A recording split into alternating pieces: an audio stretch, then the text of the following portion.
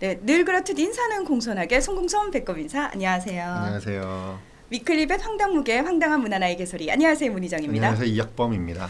제가 좀 큰 동물병원 갔을 때 제일 놀란 부분이 뭐냐면은 저는 동물용 의약품만 사용하는 줄 알았더니 사람한테도 쓰는 약을 동물한테도 쓴다는 사실을 알았거든요. 그럼요. 동물병원 약재실에 가면 동물약도 있고 사람약도 있고 그렇습니다. 근데 설명해 주시는 수의사 선생님이 그 말씀 분명히 하셨어요. 근데 사람하고 동물은 다르기 때문에 굉장히 주의해서 써야 된다. 이런 말씀 해주시더라고요. 네. 그러니까 동물용 의약품이 따로 있는 건데요. 원래는요. 동물용 의약품이 있고 인체용 의약품이 있는데 이 동물용 의약품 시장이 작잖아요. 그렇죠. 사람에 대한 수요보다 훨씬 작다 보니까 필요한 모든 약을 동물용으로 별도로 만들 수가 없는 거예요. 그러니까 수지 타산이 안 맞구나. 그렇죠. 그러니까 회사 입장에서 이 수요가 적은데 이걸 어떻게 만드냐 이제 이런 거죠. 그러다 보니까 인체용 의약품 중에서 동물의 진료를 위해서 수의사가 쓸 약들을 인체용 의약품이지만 수의사의 지도 감독 아래 동물의 진료도 쓸 수 있게 허용을 해놨어요. 그래서 실제 동물병원에서는 동물용 의약품 말고 인체용 의약품도 동물 진료에 많이 쓰고 있죠. 네, 근데 그거는 분명히 말씀드립니다만 전문가인 우리 수의사 선생님의 그렇죠. 철저한 관리 하에 사용을 하고 있는 거죠. 네, 약사법에서 예외 조항으로 빼준 건데요. 그래서 엑스트라 라벨 유즈라고 해서 그러니까 허가 외 사용하게끔 이렇게 별도로 뭐랄까 이렇게 허가를 내준 거죠.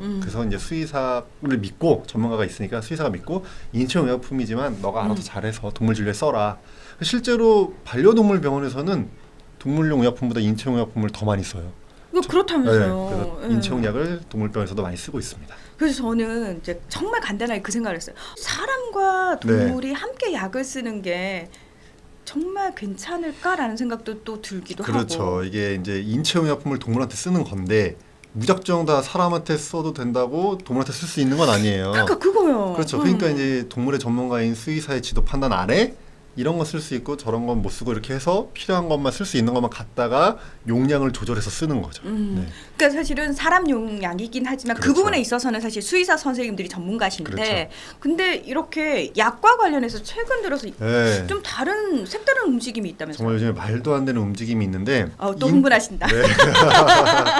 인체용 의약품이 있고 동물용 의약품이 있고 동물병원 내에서 이제 동물의 진료를 위해서 일부 인체용 의약품을 이제 허가 외 사용으로 쓸 수 있게 해놨는데 최근에 어떤 움직임이냐면 의약품이라는 걸 만들자라는 움직임이 있어요. 겸용 의약품. 겸용 의약품. 사람도 쓸 수 있고 동물도 쓸 수 있는 겸용약을 만들자 이런 개념이에요. 이게 전 세계 어느 나라에도 겸용 의약품이라는 말 자체가 없거든요. 아니 근데 네. 일단 딱 들었을 때는 네. 원래 동물한테 쓰던 인체용 의약품이 있으니까 그 약에 한해서 그냥 겸용으로 할 수 있습니다라고 표기만 바꾸는 거 아니에요? 그렇죠. 이게 왜 겸용의약품이라는 얘기가 나왔냐면 어떤 인체용의약품 회사가 딱 보니까 자기네 약 중에 많은 약들이 동물병원에서도 많이 쓰는 거예요. 그러니까 허가 외 사용으로 쓰는 거죠. 그런데 보니까 야 이거 어차피 동물병원에서 동물한테 많이 쓰는데 야 동물용으로도 그냥 등록해서 팔아.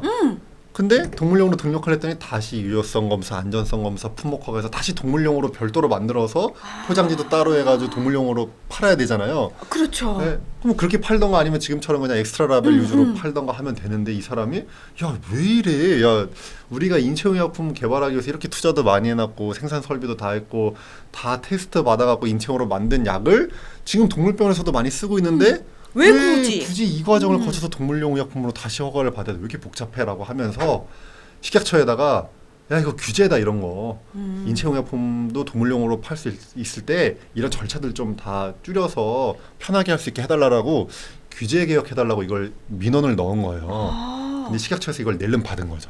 그래서 그런데 이거 뭐 규제 개혁 차원에서 가능하겠네라고 해서 인체용 의약품 회사에 동물용 의약품 시장 진출을 완화시켜주는 규제 개혁 차원에서 야 그러면 인체용 의약품, 동물용 의약품이 있으니까 가운데 겸용 의약품이라는 걸 만들어서 겸용 의약품으로 만들어서 동물용으로도 쓸 수 있게 하면 되겠다라고 겸용 의약품이라는 용어를 만들어낸 거죠.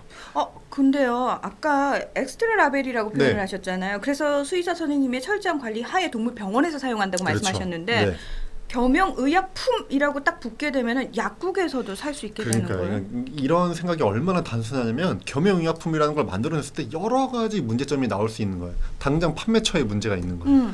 지금 인체용 의약품의 동물에 대한 사용은 수의사의 판단 아래 수의사가 필요한 인체용 의약품을 구입해서 쓰는 거잖아요. 그렇죠. 근데 겸용 의약품이라고 나왔다. 사람도 쓸 수 있고 동물도 쓸 수 있다. 약국에서도 팔아요. 근데 이거 팔 때 사람한테 먹으려고 파는 건지 동물한테 먹으려고 파는 건지 애매한 부분이 있고요. 동물용 의약품 중에서는 되게 중요한 동물용 의약품 같은 경우는 수의사 처방 대상 약품이라고 해서 수의사가 처방전을 끊어줘서 파는 게 있잖아요. 그렇죠. 근데 만약에 수의사 처방 대상 약품으로 관리되는 그런 성분을 동물용 의약품도 있는데 그걸 인체용 의약품에서 겸용 의약품이라는 형태로 그 성분을 만들었다. 이건 처방 대상 약품이 아닐 수 있잖아요. 그렇겠네요. 그러면 동물용으로 만든 거는 처방 대상 약품. 같은 성분인데 동물한테도 쓸 수 있게 나온 겸용 의약품은 비처방 대상 약품. 이런 말도 안 되는 복잡한 상황들이 생기거든요. 그리고 만약에요. 네. 저는 사실 처음 설명을 들 때 근데 사람하고 동물은 굉장히 다르기 때문에 이거 네. 굉장히 주의해서 써야 됩니다라고 그렇죠. 말씀을 분명히 해주셨거든요.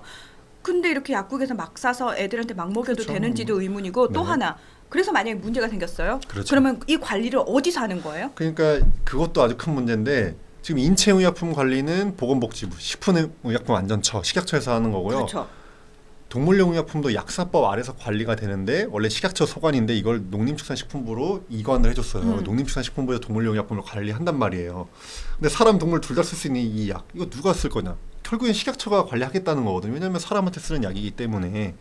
그러니까 이게 어떤 문제가 생기냐면 동물용은 농림부, 사람용은 인체용은 식약처인데 같이 쓰는 건 식약처에서 관리하겠다.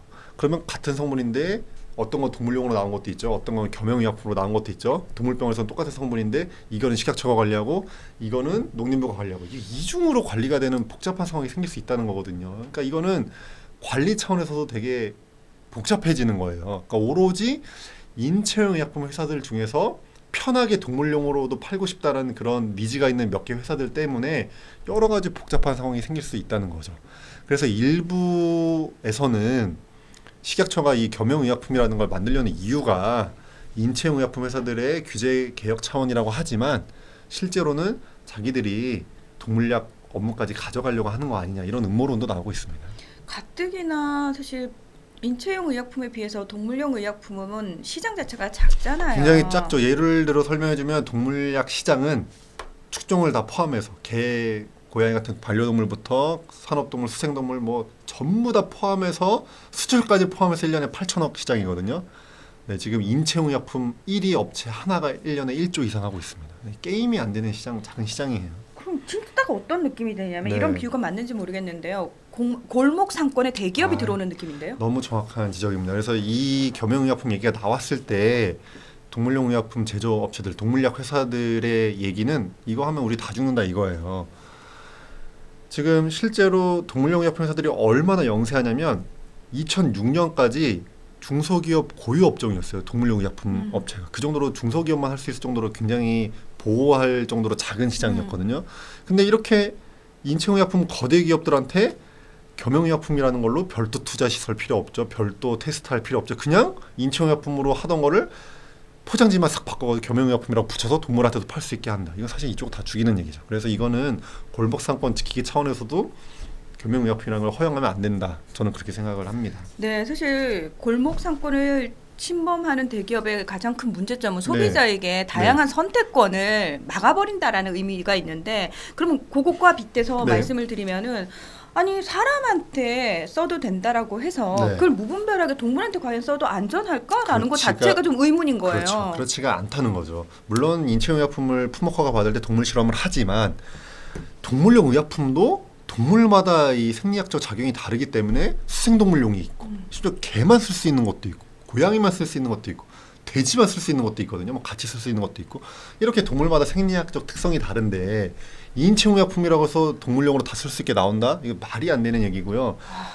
그 정도로 너무나 쉽게 동물용 의약품 시장에 뛰어들려고 한다는 것 자체가 그분들의 수준이 그러니까 이걸 요구한 인체용 의약품 회사나 이걸 낼름 받은 식약처나 이 동물을 바라보는 시각이 너무나 미천하다는 거예요. 그냥 아니 지금 너무 쉽게 봤네 동물들을. 너무 쉽게 본 거죠. 기분 나쁜데요? 사람한테도 쓰고 동물병원에서 써? 그럼 동물용으로도 그냥 해도 되지 이렇게 너무 쉽게 접근했다는 거죠. 근데 이거는 절대 이렇게 접근할 차원이 아니고 정말 동물용으로 팔고 싶으면 동물용 의약품으로 별도 품목 허가를 받으면 돼요. 다시 안전성, 유효성 검사 받고 다시 GMP 시설 설치해가지고 다시 받으면 되는 거예요. 아니 그게 그러니까 귀찮으면 이 논리면은 그냥 사람 치료하는 의사가 비슷하게 포유류 동물들 다 치료할 수 있죠. 왜 수의사가 따로 있습니까? 막말로. 네, 그렇게 아니 그러니까 조금 동물을 확장시키면 그거잖아요. 그 무시하는 동물을 거죠. 무시하는 거잖아요. 아, 자 사람한테도 했으니까 이제 동물쯤은 다 괜찮다. 그렇게 생각하는 거예요. 우리가 예. 이렇게 열심히 해서 안정성 검사하고 유효성 검사하고 독성 검사 다 해서 했는데 야 동물용으로 하기 위해서 또 이걸 해? 이렇게 쉽게 접근하는 거죠. 또 하셔야 됩니다. 세상 그렇게 날로 먹으면 안 되고요. 저희가 늘 말씀드립니다만 동물을요 같은 생명으로만 바라봐도 이렇게 쉽게 생각 못하는 것들이 참 많거든요. 근데 위클리 벳을 진행하면서 드는 생각이 사람들이 참 동물을 생명으로 안 바라보는구나. 그리고 정말 너무 쉽게 보고 너무 얕잡아 보는구나. 그리고 너무 함부로 하는구나라는 생각이 들어서 때때로 참 많이 속이 상한데요. 네. 겸용의약품이요? 예, 있어서는 안 될 것 다음 같아요. 주부터는 이 단어를 안 들었으면 좋겠습니다.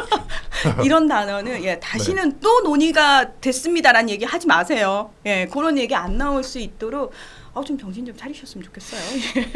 자, 위클립의 상담 문게 오늘은 여기서 마무리하겠습니다. 함께해 주셔서 고맙습니다. 감사합니다.